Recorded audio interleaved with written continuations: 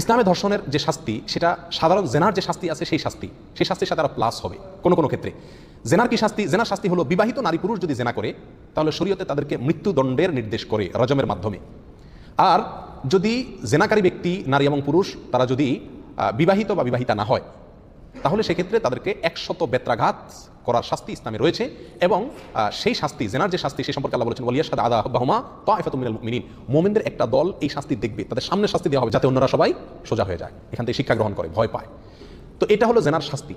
যদি কেউ ধর্ষণ করে তাহলে এই শাস্তি কার্যকর হবে, প্লাস যোগ হবে ধর্ষণ করার সময় যদি সে ওই নারীকে অপহরণ করে থাকে এবং কোনো অবিচার করে থাকে, সেখানে ডাকাতি করে থাকে, অস্ত্র প্রদর্শন করে থাকে, এই ধরনের কোনো কিছু যুক্ত করে থাকে তাহলে এটা ফাসাদ ফিল আরদ এর অন্তর্ভুক্ত। আর ফাসাদ ফিল আরদের শাস্তি কি? ফাসাদ ফিল আরদের শাস্তি সম্পর্কে আল্লাহ তাআলা সূরা মায়েদার ভিতরে বলেছেন ইন্নামা জাযাউল্লাযীনা ইউহারিবুনাল্লাহা ওয়া রাসূলাহু ওয়া ইয়াসআউনা ফিল আরদি ফাসাদা, নিশ্চয়ই যারা আল্লাহ এবং তার রাসূলের বিরুদ্ধে বিদ্রোহ করে এবং আল্লাহর জমিনে ফাসাদ করে বেড়ায়, এই যে অস্ত্রবাজি করলো, নারীকে অপহরণ করে উঠায় নিয়ে আসলো, এগুলো করলো, এই জমিনে আল্লাহর জমিনে ফাসাদ সৃষ্টি করলো, এদের শাস্তি কি? আল্লাহ বলেছেন আইয়ুকাত্তালু আও ইউসাল্লাবু আও তুকাত্তা আইদিহিম ওয়া আরজুলুহুম মিন খিলাফ, হয় তাদেরকে সাধারণভাবে হত্যা করা হবে, অথবা শুলে চড়িয়ে তাদের মৃত্যুদণ্ড কার্যকর করা হবে, অথবা তাদের হাত এবং পাও বিপরীত দিক থেকে ডাইন হাত বাম পাও, বাম হাত ডাইন পাও এভাবে কাটা হবে, অথবা তাদেরকে দেশান্তর করা হবে, মুসলিম রাষ্ট্র থেকে তাদেরকে বহিষ্কার করে দেওয়া হবে, এদেশে তারা থাকতে পারবে না।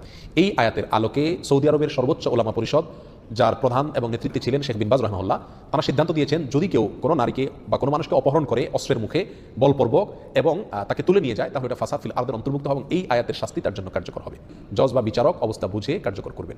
এই জঘন্য শাস্তি এবং চরম শাস্তি দেওয়া হবে ধর্ষককে, অপহরণকারীকে, নারী নির্যাতনকারীকে, নারীর উপরে বলপূর্বক কোনো প্রকার পাশবিক নির্যাতনকারী ব্যক্তিকে। এই হলো ইসলামের সাজা। এর বাইরে মুসনাদ আহমদ এবং তিরমিজির এক হাদিসে আসছে নবী আলাইহিস সালামের যুগে এক মহিলা একবার মসজিদে আসতেছিলেন নামাজ পড়তে, পথে একটা লোক তাকে ধরে জোরপূর্বক ধর্ষণ করেছে। ধর্ষণ করার পরে ওই মহিলা উঠে তাড়াতাড়ি চিৎকার করে আশপাশের লোকদেরকে বললো যে এই লোকটা আমার উপরে হামলে করেছে। তখন ওই লোকটাকে মানুষেরা খুঁজে বের করলো, ধরে নিয়ে আসলো রাসূল আকরাম সাল্লাল্লাহু আলাইহি ওয়াসাল্লামের কাছে। তখন রাসূল আকরাম সাল্লাল্লাহু আলাইহি ওয়াসাল্লাম ওই ব্যক্তি যেহেতু বিবাহিত নির্দেশ দিলেন যে তাকে ধর্ষণ শাস্তি হলো তাকে পাথর মেরে মৃত্যু পর্যন্ত পাথর মারতে থাকো, অর্থাৎ রজমের মাধ্যমে তার মৃত্যুদণ্ড কার্যকর করো। লোকটা কিন্তু নবী আলাইহিস সালামের কাছে তাকে পাকড়াও করে আনার পরে সে কিন্তু তওবা করছে, মনে মনে খুব লজ্জিত হয়েছে, আল্লাহর কাছে মাফ চাইছে। এমন তওবা করা করছে যে নবী আলাইহিস সালাম বলেছেন তার তওবা যদি গোটা মদিনা মানুষের মধ্যে ভাগ করে দেওয়া হয় তো সবার গুনাহ মাফ হয়ে যাবে। এরকম তওবা করা করছে সে আল্লাহর কাছে, এরকম মাফ চাইছে মনে মনে এবং আল্লাহ মাফ করছেন হয়তো, কারণ এরকম তওবা হয়েছে তার। তাহলে এরকম মাপের তওবা করার পরেও নবী আলাইহিস সালাম তার শাস্তি কার্যকর করতে ছাড়েন নাই, মৃত্যুদণ্ড ঠিক কার্যকর করেছে। কেন?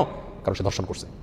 এই হলো ধর্ষণের শাস্তির সময়। বন্ধুগণ, তবে হাদিসে আসছে নবী আলাইহিস সালাম ওই যেই মহিলার সাথে জিনা করা হয়েছে ওই মহিলাকে ছেড়ে দিয়েছেন, কারণ তার কোনো অপরাধ নাই। অতএব ধর্ষণকারী ব্যক্তি তার শাস্তি ইসলামের চরম শাস্তি, এই শাস্তি যদি কার্যকর করা হয় তাহলে ইনশাআল্লাহ ধর্ষণের মাত্রা অনেকখানি কমে যাবে।